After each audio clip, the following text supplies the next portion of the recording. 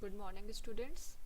हम पढ़ रहे हैं chapter number 8 motion and yesterday we have studied about the graphical representation of motion.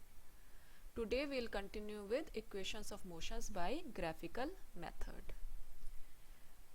So कोई भी बॉडी अगर move कर रही है यूनिफॉर्म एक्सेलरेशन से तो उस बॉडी का जो मोशन है उसको हम डिस्क्राइब कर सकते हैं थ्री इक्वेशंस के थ्रू। फाइन। कंडीशंस क्या है? यूनिफॉर्म एक्सेलरेशन में बॉडी मूव कर रही है, then the motion of that particular body can be described with the help of three equations and these equations are known as equations of motions. तो ये बहुत important है, तीनों इक्वेशंस आपको याद करनी है and one by one graphical method के थ्रू हम इन इक्वेशंस को डिराइव करना सीखेंगे. So today we are going to study about the equation number 1, that is v is equal to u plus at. So the three equations of motions are number 1 v is equal to u plus at, number 2 s is equal to ut plus half at square and number 3 2as is equal to v square minus u square. अब जैसा कि हमने कल discuss किया था, what does this symbol u represent, alphabet u represent? It represents the initial velocity, v is the final velocity, a is acceleration, t is the time and s is the distance traveled. Fine. So ये चीजें आपको याद करनी है. u represents initial velocity, v represents final velocity, a represents acceleration, t represents time and s represents the distance traveled. So as we will move forward और आप numerical solve करना शुरू करेंगे तो आपको ये ऑटोमेटिकली याद होना शुरू हो जाएगा. But please keep these things in your mind. So सबसे पहला जो डेरिवेशन हम करेंगे that will be of the equation number 1, that is v is equal to u plus at. So this equation comes under equation for velocity time relationship. Okay, uniform acceleration है, acceleration uniform है, तो ये जो equation है वो किस किस के बीच में डील कर रही है? velocity and time के बीच में. So now let us start with it. So consider a velocity time graph. हमने एक वेलोसिटी टाइम ग्राफ लिया हुआ है for a body moving with uniform acceleration a. तो बॉडी जो है वो यूनिफॉर्म एक्सेलरेशन से मूव कर रही है. यूनिफॉर्म एक्सेलरेशन क्या है? a है. ठीक है. और हमने इस पूरे के पूरे सिस्टम को रिप्रेजेंट किया हुआ है एक वेलोसिटी टाइम ग्राफ से, जिसमें कि वेलोसिटी आपके y एक्सिस पे ली गई है और टाइम आपके x एक्सिस पे ले रखा है. So the initial velocity is u at a. अब जब आप वेलोसिटी के y एक्सिस को देखेंगे तो एक a पॉइंट नजर आ रहा है, एक हमको e पॉइंट नजर आ रहा है. ठीक है. सो जो इनिशियल वेलोसिटी है u वो हमारी कहाँ पे है? हमने मार्क करी है पॉइंट a पे, और फाइनल वेलोसिटी हमने कहाँ पे मार्क करी है? पॉइंट e पे. ठीक है. Now this e is equivalent two point b. Fine. ये आपका एक्सेलरेटेड मोशन है और आपकी स्ट्रेट लाइन है विद इंक्रीजिंग स्लोप. तो बॉडी का मूवमेंट कहाँ पे है? A से स्टार्ट हो रहा है और B तक जा रहा है. सो B आपका E वैल्यू को रिप्रेजेंट करता है. So A is the initial velocity. When we are reaching at B point it is attaining the final velocity of V. ठीक. अब ये पूरी की पूरी डिस्टेंस हम जो मूव कर रहे हैं A से B के बीच में, ये हम कितने टाइम में मूव कर रहे हैं? t टाइम में मूव कर रहे हैं, which is represented by OC. as we can see in this x axis, OC से हम टाइम को रिप्रेजेंट कर रहे हैं. ठीक है. I think this is clear.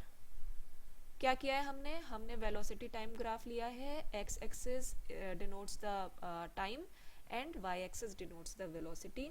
Initial velocity at point A is u, और जब आपका ऑब्जेक्ट जो है, बॉडी जो है, मूव कर रहा है यूनिफॉर्म एक्सेलरेशन से, ये आपका इंक्रीजिंग स्लोप आपको नजर आ रहा है यहाँ पे, जैसा कि हमने कल भी पढ़ा था. A पॉइंट से स्टार्ट करते हुए ऑब्जेक्ट कहाँ पे पहुंचा है? B पॉइंट पे पहुंचा हुआ है. जब B पॉइंट पे पहुंचा है तो ऑब्जेक्ट की वेलोसिटी है v and that is the final velocity. Now let us move to next point. अब नेक्स्ट पॉइंट पे हमको क्या करना है? परपेंडिकुलर लाइंस ड्रॉ करनी है BC एंड BE. एक लाइन B से x एक्सिस पे डालनी है which will be termed as BC, which will be perpendicular to x axis, and दूसरी लाइन हमको y एक्सिस पे परपेंडिकुलर डालनी है which will be BE. X axis time का एक्सिस हो गया, वाई एक्सिस आपका वेलोसिटी का एक्सिस हो गया. Now you can see that हमने जब ए पॉइंट को इनिशियल वेलोसिटी लिया है तो इसका मेजरमेंट हम करेंगे तो कैसे करेंगे, O A will represent the initial velocity, O A is going to represent the initial velocity. जब हमने बी पॉइंट को फाइनल वेलोसिटी के लिए चूज किया हुआ है तो B C will represent the final velocity. और टाइम इंटरवल जैसा कि अभी मैंने आपको बताया था किससे रिप्रेजेंट होगा, ओ सी से रिप्रेजेंट होगा. ओके, नाउ नेक्स्ट इज एक और पैरेलल लाइन हम ड्रॉ करेंगे पॉइंट ए से बी सी पे, which will be termed as A D. ठीक है, draw a line A D parallel to O C. X axis के पैरेलल हमने एक और लाइन परपेंडिकुलर डाली है बीसी पे जो कि आपके ओसी से पैरेलल है. Fine, so I am just going to repeat these 2 points again. It will make the things clear to you. What we are doing, consider a velocity time graph for a body moving with uniform acceleration a से a acceleration से एक body move कर रही है. The initial velocity is u at a. At A point आपका जो है velocity initial velocity है एंड बॉडी मूव करके पहुंच गई है पॉइंट बी पे. At this time the final velocity is V. और ये सारा मूवमेंट जितने टाइम पे हुआ है वो हमने लिया है time t. This all is happening in the time t. Now next step is we have to draw perpendicular lines BC and BE. BC and BE are drawn from point B to the time and velocity axis so that initial velocity OA and final velocity is BC. Initial velocity हमारी OA हो गई, final velocity हमारी BC हो गई and the time interval is OC. OC is the time interval. Now what we have to do, we have to draw a line parallel to AC from the point A. A से हमने एक line parallel draw करी है AD, perpendicular draw करी है BC पे which is AD and this in turn comes out to be parallel to the point AC. Fine, अब हम क्या देख रहे हैं, next we observe that BC BD plus DC. अब आप देख सकते हो BC is equal to BD plus DC. Graph पूरा का पूरा खेल ग्राफ का है, ग्राफ पे ही देख करके आपको समझना है. जो भी चीज ऊपर लिखी हुई है स्लाइड में ये सारी की सारी आपको ग्राफ में देख देख करके समझनी है and it will be very easy. So देखिए BC इज इक्वल टू क्या हो गया, BD प्लस DC. आप इस DC की जगह पे OA भी लिख सकते हैं या नहीं लिख सकते हैं, DC की जगह पे OA भी लिख सकते हैं. So BC is equal to BD plus DC which is equal to BD plus OA. ठीक है, DC के स्थान पे हमने क्या लिख दिया है, OA लिख दिया है. अब हम BC की वैल्यू और OA की वैल्यू सब्स्टिट्यूट करेंगे जैसा कि हमने ऊपर ही यहाँ पे निकाल लिया था. तो BC की वैल्यू क्या थी, इट वाज V और OA की वैल्यू क्या थी, U. फाइन, तो अगर हम ये दोनों वैल्यूज हम सब्स्टिट्यूट कर देंगे इधर तो हमारे को क्या मिलेगा, V is equal to BD plus U. BC की वैल्यू हमने प्लेस कर दी यहाँ पे V, BD की वैल्यू हमने, BD की अभी हमारे पास कोई वैल्यू नहीं है और हमने OA की वैल्यू भी हमने प्लेस कर दी U. सब्स्टिट्यूट कर दिया हमने इस वाली इक्वेशन में, ऊपर वाली इक्वेशन में. या फिर अब हम इस इक्वेशन को ऐसे भी लिख सकते हैं BD is equal to V minus U. है ना भाई, इतना तो मैथमेटिकल इंटरप्रिटेशन आप लोगों को आता ही होगा कि मैथमेटिक्स में कैसे प्लस माइनस हो जाता है, कैसे हम जो है सब्स्टिट्यूट करते हैं values. I assume that you all know that thing. Okay, so now BD is equal to V minus U. अब हमने क्या पढ़ा है, हमने कल पढ़ा था एक्सेलरेशन क्या होता है. Acceleration is the rate of change in velocity. Acceleration was equal to change in velocity upon time. और चेंज इन वेलोसिटी में आपको बताया गया था कि चेंज इन वेलोसिटी हम कैसे कैलकुलेट करते हैं, final velocity minus initial velocity. So now let us see, you can see here ये final velocity minus initial velocity ही हो रहा है. ये BD is equal to V minus U. Final velocity को हम रिप्रेजेंट V से करते हैं और इनिशियल वेलोसिटी को हम रिप्रेजेंट U से करते हैं. तो अब इस पर्टिकुलर फॉर्मूले में हम अगर सब्स्टिट्यूट करें वैल्यूज, तो एक्सेलरेशन हमने ऊपर ही कहा था कि यूनिफॉर्म एक्सेलरेशन से मूव कर रहा है विच इज ए, तो स्मॉल ए यहाँ पे आ गया। चेंज इन वेलोसिटी हमको यहाँ पे मिल गया है B D is equal to V minus U, तो हमने बी डी लिख दिया, और टाइम हमने ओ डी लिखा है, ठीक है, upon time.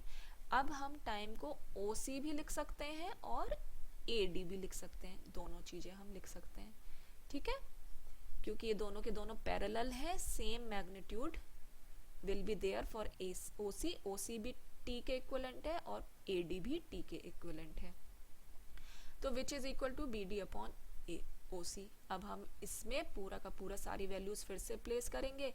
A is equal to B D की वैल्यू है B minus U, V minus U, O C हमने यहाँ पे ऊपर फाइंड आउट कराई था कि O C is equal to T, so A is equal to V minus U upon T हमको मिला है।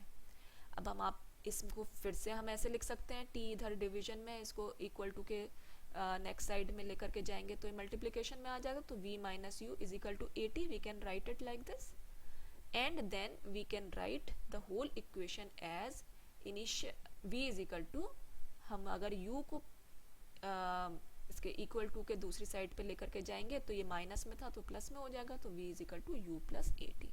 So this is the total derivation of the first equation of motion, which is for the velocity time relationship, that is v is equal to u plus 80। Initially आपको ये थोड़ा सा typical सा लगेगा, but जब आप कल वाला लेक्चर जो ग्राफिकल रिप्रेजेंटेशन ऑफ मोशन था उसके ग्राफ्स को सब सारे ग्राफ्स को बार बार देखेंगे और उसको समझेंगे उस वाले वीडियो को, and then when you will come to this video you will very easily understand it। सारा का सारा आपको जो अंडरस्टैंड करना है वो इस पर्टिकुलर ग्राफ से ही करना है, जो आगे की भी इक्वेशंस हैं हमारी, जो दो इक्वेशन अभी बची हैं वो भी इस ही ग्राफ से सॉल्व होने वाली हैं। Fine, so same graph is there, आपको बस ग्राफ को देखना है, जो चीज ऊपर लिखी हुई है उसको समझना है, और most of the thing is mathematical in this. आपका मैथमेटिकल इंटरप्रिटेशन अगर अच्छा होगा तो ये आप इजीली कर पाएंगे। So see the video again and again, आप इसको समझिए, समझ करके करेंगे तो ये it will be easy for you, and ये डेरिवेशंस आती हैं एग्जाम्स में। Okay, so we are going to stop here students, we will continue with the another equation of motion and it's derivation in the next lecture। Okay, thank you very much।